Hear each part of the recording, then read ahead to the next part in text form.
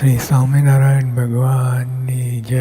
યોગી મહારાજ કહે છે, અહો હો, આપણે જે પ્રાપ્તિ, મહિમા, સુખ ને લાભ થયો છે તેને આપણે જાણતા નથી. ખરેખર આપણે કાંઈ જાણતા, કાંઈ સમજતા જ નથી. જેમ બાળકના હાથમાં ચિંતામણી, પારસમણી અથવા હીરા માણેક જવેરાત આ બધું હોય તે તો મોઢામાં જ નાખે, એને કાંઈ ગમ નથી.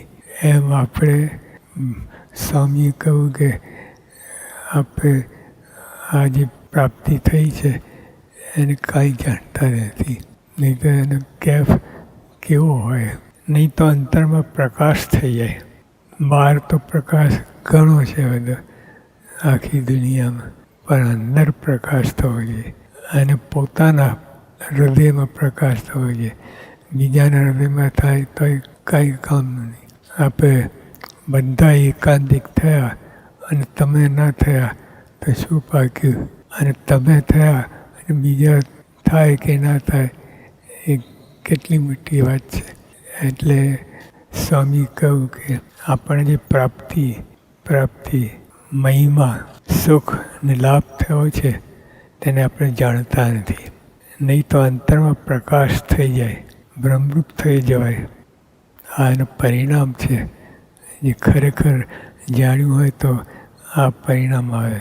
પણ ગાફલાઈને અજ્ઞાનતાથી ઓળખી શકતા નથી. ગાફલાઈ એટલે એકવાર પ્રાપ્તિ થઈ, એકવાર જો સ્વામી બાપા આવવાના હોય ત્યારે કેટલી બધી તડામાર થઈ જાય, બધા રાહ જોતા.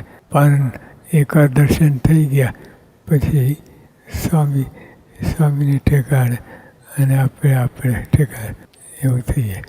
તો એટલે આ નહીં તો અંદર પ્રકાશ થઈ જાય, બ્રહ્મરૂપ થઈ જવાય, પણ ગાફલાઈને અજ્ઞાનતાથી ગાફલાઈ, નરી ગાફલાઈ, ગાફલાઈની નરી ગાફલાઈ આપણે આપણા દેહમાં રાચીએ છીએ. એવું પ્રાપ્તિમાં રસ્તા નથી.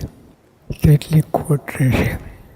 આવું સર્વોપરી સુખ છે અક્ષરધામની પ્રાપ્તિ. તેમાં જો દુઃખ રહેશે તો દુઃખ ટાળવાનું બીજે ક્યાં મળશે? પણ આપણે સાધુ છીએ, સેવા ભક્તિ કરીએ છીએ તો દુઃખ હોય છે. એ હવે આવી પ્રાપ્તિ થઈ અને આવું દુઃખ રહે તો બીજે દુઃખ ક્યાં ટળશે? કયા ઠેકાણે ટળશે? માટે બહુ જ મોટો લાભ થયો છે એમ જો મનાય. કોઈ ગરીબ માણસ હોય, માથે દેવું હોય, એને કરોડ રૂપિયા મળી જાય તે કેવું સુખ આવે કે એને કેફ માઇન. એવી રીતે વસ્તુ તો સાચી છે, આપણી પાસે જ છે, બીજે લેવા જવાનું નથી. પણ અજ્ઞાનતા અને ગાફલતાથી આવું સર્વોપરી સુખ જે અક્ષરધામની પ્રાપ્તિ. અક્ષરધામ તો ગમે એટલા સાધન કરે, ગમે એટલું કરે, ઊંચા જ્યાં થાય, જંગલમાં જઈને તપ કરે, પણ અક્ષરધામની પ્રાપ્તિ ના થાય. તે આપણને સહેજે મળી છે. સહેજમાં એટલે જ સહેજે મળી છે એટલે જ આપણે ગાફલાઈ રહે છે. આવું સર્વોપરી સુખ જે અક્ષરધામની પ્રાપ્તિ. તેમાં જો દુઃખ રહેશે તો દુઃખ ટાળવાનું બીજે ક્યાં મળશે?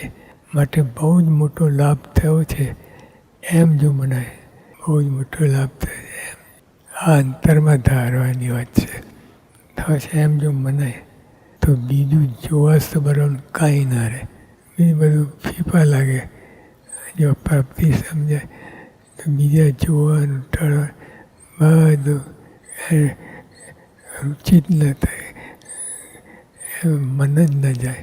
અને એમ મની જાય કે જે જોવાનું છે, પૂજવાનું છે, સેવા કરવાનું છે તે તમારી ભેગું છે. માટે તેના સામું જોઈ રહેવું. યોગી અપાએ કેટલી વાત કરી, જબરજસ્ત વાત કરી, પણ તોય યોગી આપણ પાસે જ બેઠા હોઈએ તો આપણું મન ક્યાંય ભટકતું હોય એવું છે. એને નરી ગાફલાઈને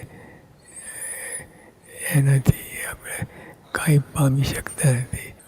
આમ જોઈએ તો પ્રાપ્તિ થઈ એવું માનીએ ઉપર ઉપરથી, પણ એને અંદર ઉતારવાની કેવા મહારાજ, કેવા સ્વામી, કેવા